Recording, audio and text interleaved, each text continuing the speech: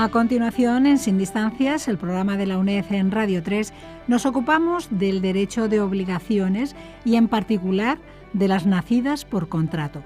Con este fin se examinará el propio concepto de la obligación, sus características generales y las fuentes de las que proceden las obligaciones, recordando alguna conocida clasificación jurisprudencial que distinguía en estas las que nacen de delito o de contrato. Sobre las obligaciones que derivan de contrato veremos las líneas generales de los contratos de buena fe, la fiducia, el depósito, la compraventa, el mandato, la sociedad y el arrendamiento, poniendo de relieve algunas características de estos contratos en relación con el derecho actual. Y para hablarnos del derecho de obligaciones y contratos, contamos con los profesores del Departamento de Derecho Romano de la UNED, Julio Hernando Lera y Marta López Gálvez, a quienes damos la bienvenida a este programa. Buenos días. Buenos días. Buenos días. Este espacio lo vamos a dedicar hoy a introducirles, a hablar de una manera general sobre dos aspectos del derecho que son fundamentales, y son las obligaciones y, dentro de las obligaciones, una de sus fuentes, los contratos. Nuestro derecho actual, que como ya saben ustedes tiene su origen en el derecho romano, es un derecho basado fundamentalmente en las obligaciones. Es un derecho donde decimos los romanistas que allí donde hay una obligación hay una acción. Por tanto, si alguien tiene a su favor la exigencia de poder pedir a otra persona el cumplimiento de una obligación, indefectiblemente estará amparado por el ejercicio de una acción. En relación al concepto de obligación, debemos remitirnos, básicamente, al concepto que se recoge en el libro de Instituciones del emperador Justiniano, en el cual se dice que es un vínculo jurídico por el cual se nos constriñe a cumplir algo según el derecho de nuestra ciudad. En esta definición, debemos fijarnos al menos en tres elementos principales. Primero, porque con la expresión vínculo jurídico se está haciendo referencia a que hay dos personas unidas en una relación, con efectos en el derecho, con efectos jurídicos. Segundo, que en virtud de este vínculo se está constriñendo a una de esas personas a cumplir algo, a realizar una conducta determinada. Tercero, que si no se cumple con esa conducta, en virtud del derecho vigente de la comunidad, podrá exigirse esa conducta, podrá exigirse, por tanto, procesalmente. Por ello, podemos decir con carácter general que la obligación, es un vínculo jurídico en virtud del cual una persona está constreñida frente a otra a realizar una determinada prestación. A estas dos personas, con carácter general, se les denomina acreedor y deudor. Bien, acreedor es aquel que va a poder reclamar esa conducta determinada y el deudor es el que hay que cumplir con la misma. Cuando hablamos de obligaciones, debemos señalar dos precisiones de importancia. Por una parte, que debemos de tener en cuenta, como decía el profesor Lera anteriormente, que el derecho romano es un derecho de acciones, dado que únicamente podía reclamarse un derecho si existía una acción procesal para ello. Es por ello por lo que se ha sostenido que los conceptos de obligación y acción son inseparables. Se dice que existe, por tanto, la obligación cuando un sujeto va a poder ejercitar una acción para reclamar lo que se le debe. Sin embargo, por cierto abuso del lenguaje, se llegó a hablar en derecho clásico de obligaciones que carecían de acción. En ese caso se les denominó obligaciones naturales. Por otro lado, debemos de poner de relieve que para reclamar la deuda con una acción, el acreedor solo va a poder dirigirse contra el deudor. Por eso se dice que las acciones de las obligaciones son de carácter personal. Vamos a esbozar una breve evolución de cómo se llevó a cabo, de cómo se desarrolló el concepto de obligación. En una primera época, en la obligación antigua se supone un sometimiento personal al acreedor. Poco a poco, la obligación perdió su carácter de vínculo físico para convertirse en un vínculo propiamente jurídico. También en una época anterior, solo existieron obligaciones tuteladas por el derecho civil, esto es, aquellas que estaban basadas en un deber, en una deuda establecida por el derecho civil romano. Esto es lo que se denominaba uno portere. Posteriormente, sin embargo, en el derecho clásico, por extensión, se acabaron también denominando obligaciones a aquellas que derivaron de relaciones que protegía o que estableció el pretor. Como muy bien les ha dicho la profesora López Gálvez, la obligación es un vínculo jurídico por el que están unidos dos o más personas. Pero me gustaría materializarles a ustedes que viesen, que pudiesen pensar físicamente en qué consiste una obligación. Imagínense ustedes que una obligación fuese como una especie de hilo de lana por el que estuvieran unidas dos o más personas. Esto podría ser una obligación, ese hilo por el que se unen las personas. Dependiendo del color de ese hilo, así sería el contenido de la obligación, porque deben de tener ustedes cuidado en distintos aspectos en relación con la obligación que a veces a las personas que son ajenas al derecho les conducen a situaciones de error. Se habla en las obligaciones de deudor y acreedor, y esto hace pensar a las personas que las obligaciones únicamente están en relación con deudas nacidas de préstamos, deudas nacidas de dinero. El concepto acreedor siempre lo unimos a acreedor de un préstamo, pero no es así. El acreedor es la persona que puede exigir el cumplimiento de la obligación. Por otro lado, se nos dice, cuando hablamos de la obligación, dice, permiten la acción que nace de la obligación reclamar lo que se nos debe. Y nuevamente volvemos a unirlo al concepto de reclamar que se nos debe. Y este concepto de deber siempre lo ponemos en relación con deber dinero, pero no es así. Como ya les he explicado a ustedes, dependiendo del color del hilo, del color de este hilo de lana, así estaremos hablando de uno u otro objeto de la obligación. La obligación puede tener por contenido distintas cosas. La obligación puede consistir, efectivamente, en devolver un dinero al acreedor, pero podemos tener obligaciones de pagar una deuda, como consecuencia nacida de una compraventa, prestar alimentos, exhibir un documento. Es decir, el contenido de la obligación puede ser muy diverso. Por tanto, no caigamos en el error de pensar que las obligaciones únicamente nacen de los préstamos. Bien. ¿Cuáles son las fuentes de las obligaciones?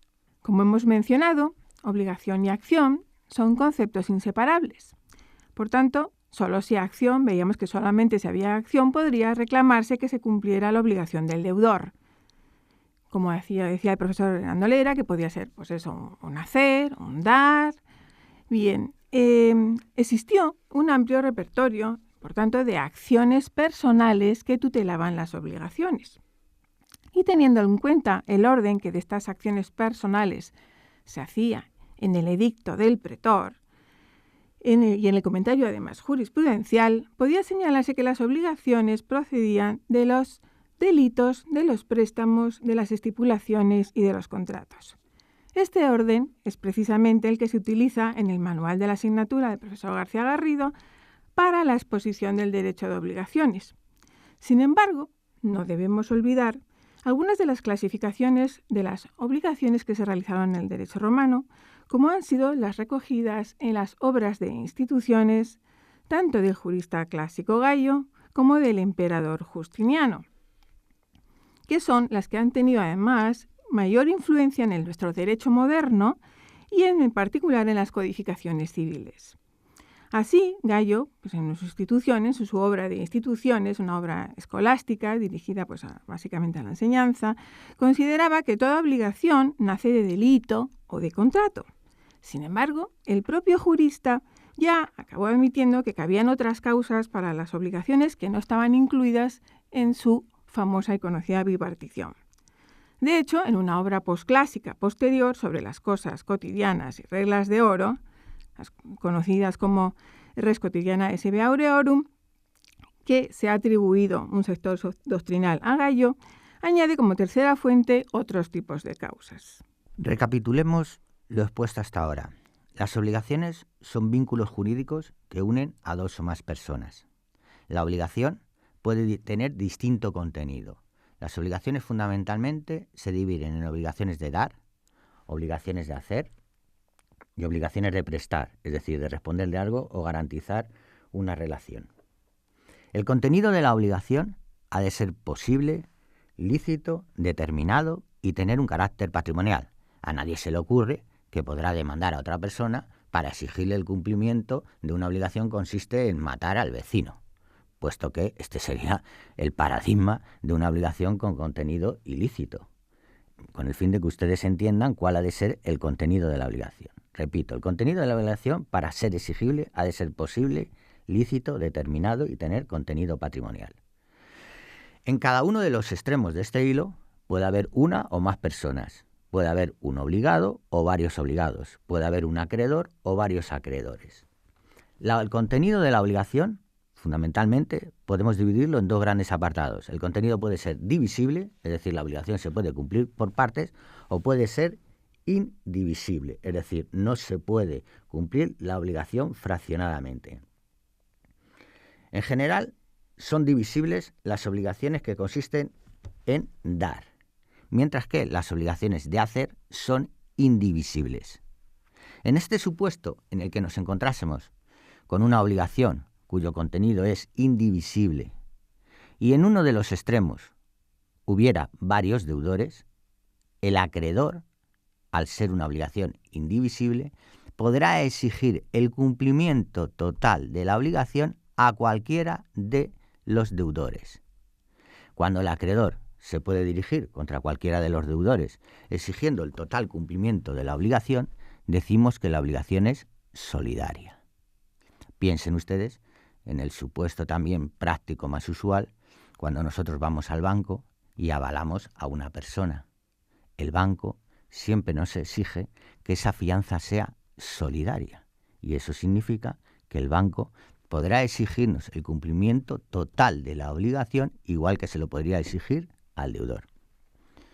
Hablaremos de los contratos como fuentes de obligaciones. El contrato es el acuerdo de voluntades por el que dos personas han acordado o bien una fiducia, un depósito, un mandato, una compraventa o un arrendamiento. Cuando el contrato se perfecciona, por ejemplo, en el caso de la compraventa, las partes han llegado a un acuerdo entre la cosa y el precio, ni el comprador se hace propietario de la cosa comprada en ese momento, ni el vendedor se hace propietario de las monedas hasta que no se las entregan. ¿Qué sucede cuando ese contrato de compraventa se perfecciona? Que surgen obligaciones para las partes. Para el vendedor, entregar y hacer propietario de la cosa comprada al comprador, y al comprador entregar las monedas que constituyen el precio de la compraventa. La clasificación de los contratos puede ser en contraídas por la cosa, pueden ser propias de los contratos reales, como el mutuo, por las palabras, sería el caso de los contratos verbales o verbis, o como la estipulación por la escritura o líteres, así los documentos de reconocimiento de deuda y por el consentimiento conseusus, la compraventa, como ya os he explicado, el mandato, la sociedad y el arrendamiento. Cuando estudien ustedes los contratos como fuentes de obligaciones, yo les aconsejo que en primer lugar deben de comenzar ustedes por determinar quiénes son las partes que intervienen en cada uno de los contratos y memorizar, esto ya dirigido a los estudiantes cara al examen, el nombre con el que se identifica a cada una de estas partes, puesto que ello le va a facilitar el desarrollar la pregunta que se refiere al contrato que hubiera caído en suerte. Y así, por ejemplo, si estamos hablando de la fiducia, intervienen fiduciante y fiduciario. Si es el depósito, el depositante, el depositario. Y tienen que identificar perfectamente cuál es el ámbito de ubicación de cada una de estas partes, así como sus obligaciones. Si es el contrato de sociedad, lo que interviene son socios, o en el arrendamiento, locator, arrendador y conductor o arrendatario. Y otra figura o instrumento que deben de tener también en cuenta cuando estudien cada uno de estos contratos, además de las personas que intervienen en ellos, es la acción con la que están protegidos cada uno de los intervinientes. Hablaremos de los distintos tipos de contratos sobre los que vamos a hacer en particular alguna mención. Y así, por ejemplo, como fuente de contratos, en primer lugar podemos hablar de la fiducia. El contrato de fiducia es un contrato en el que intervienen dos personas. La fiducia es un contrato basado en la buena fe, en la confianza, en la lealtad a la palabra dada. En el contrato de fiducia intervienen tanto fiduciante como fiduciario. Es un contrato formal, el contrato de fiducia, por el que una persona fiduciante transmite a otra fiduciaria la propiedad de una cosa mancipable mediante mancipatio injure cessio, y éste se obliga a restituir la cosa en un determinado plazo o circunstancia.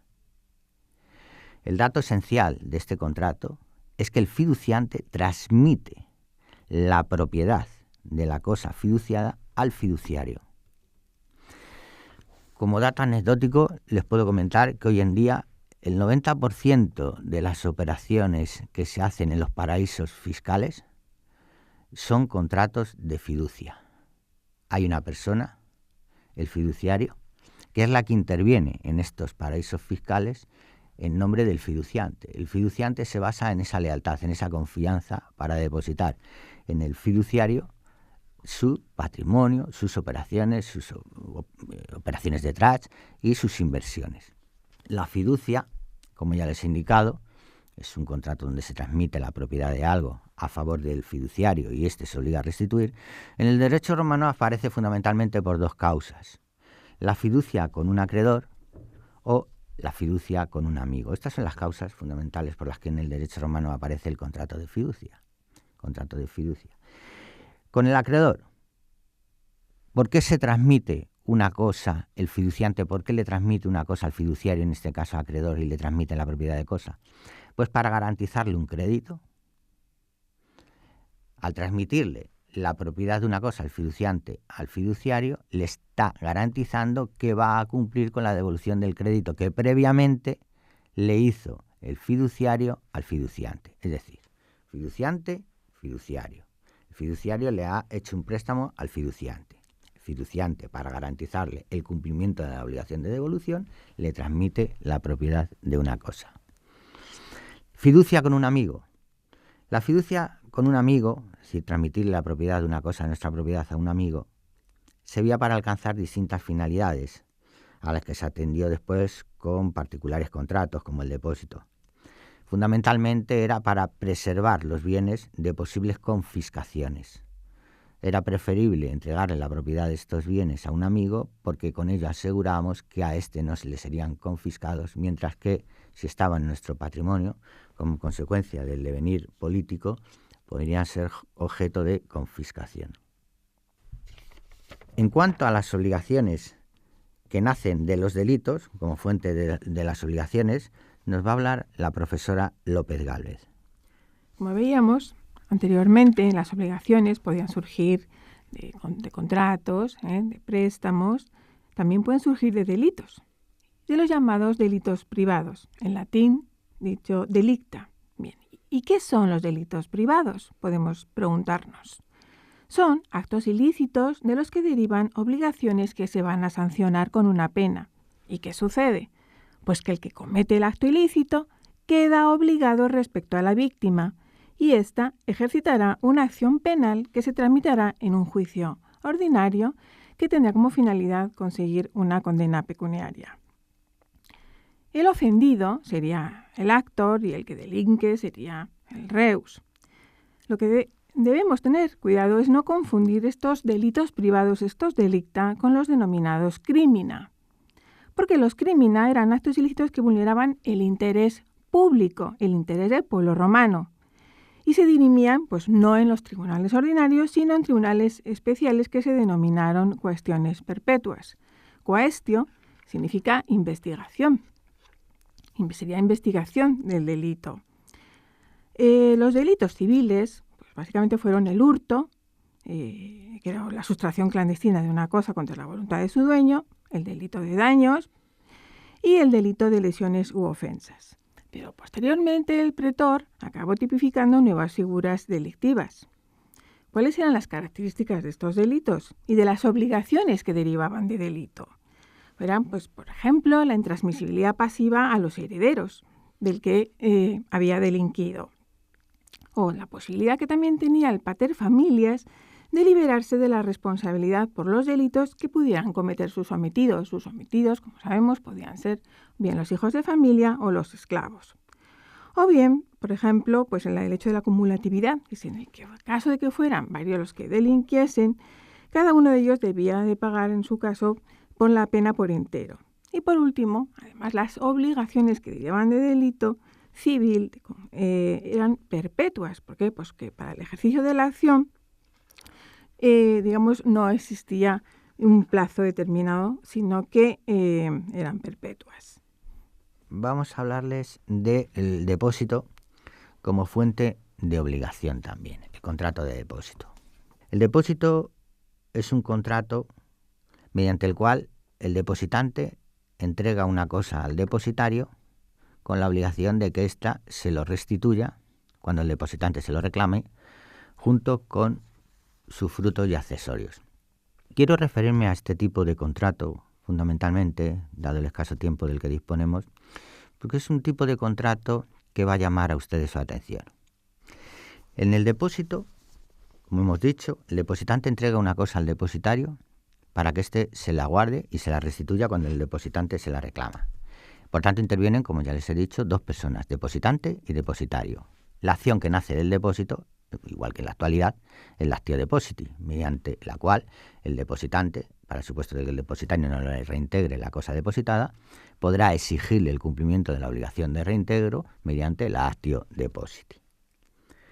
¿Cuáles serían las obligaciones que nacen de este contrato?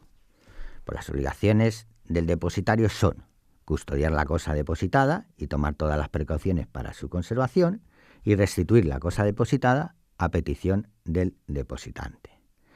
Las obligaciones del depositante consisten en entregar la cosa y indemnizar al depositario por los posibles perjuicios que le haya podido causar el depósito. En cuanto al contrato de depósito, hay distintos, en el derecho romano se identifican distintos tipos de contratos, el depósito necesario miserable, pero fundamentalmente me voy a fijar en el depósito irregular. El depósito irregular, los juristas romanos, en un momento determinado, se dan cuenta que en el depósito, claro, si una persona ha depositado en un guardamuebles un televisor para que se lo guarden y luego solicita que se lo reintegren, lo que no es posible es que el guardamuebles, el depositario, cuando le reintegre su televisor, le devuelva un depósito, el depósito que hizo, pero le devuelva un televisor de mayores pulgadas, pero un televisor que no es aquel que entregó el depositante. El depositante le diría, oiga, este no es el depósito que yo le hice. Y el depositario le diría, pero le estoy entregando a usted una cosa de mayor valor. Pero esto no es posible. Hay que reintegrar al depositante la cosa que depositó. ¿Por qué? Porque este es un concepto fundamental del depósito. Pero ¿qué sucede si lo que hemos depositado es una cosa consumible? Como por ejemplo el dinero. El dinero es el paradigma de la cosa consumible, puesto que se consume con el primer uso. Nosotros cuando vamos al banco y realizamos un ingreso, ¿qué hacemos en el banco? Hacemos un depósito. Pero cuando vamos a recuperar nuestro depósito, el banco no nos entrega aquello que depositamos, nos entrega unas monedas en la misma cantidad y con el mismo valor, pero no son los billetes que nosotros entregamos. Y esto tiene otra consecuencia. ¿Qué es lo que ha sucedido? Que el banco, el depositario, ha utilizado la cosa depositada como si fuese el propietario. En estos supuestos, en lo que hemos depositado es una cosa fungible, como pudiera ser el caso del dinero, los juristas romanos determinaron que como no nos van a reintegrar la misma cosa que depositamos, sino una cosa en la misma cantidad, de la misma especie o del mismo valor, determinaron que estábamos ante un depósito irregular. Y estamos ante un depósito irregular cuando el depositario hace uso de la cosa depositada. Podemos hablar de otro tipo de contrato, también fuente de obligaciones, como lo sería el mandato. El mandato es un contrato consensual, es un contrato por el que el mandante encarga al mandatario que realice una gestión o negocio en interés del mandante o de un tercero. Cuando ustedes acaben la carrera y estén ejerciendo, será muy usual que acudan a una notaría por encargo de su cliente a hacer una reclamación a un deudor.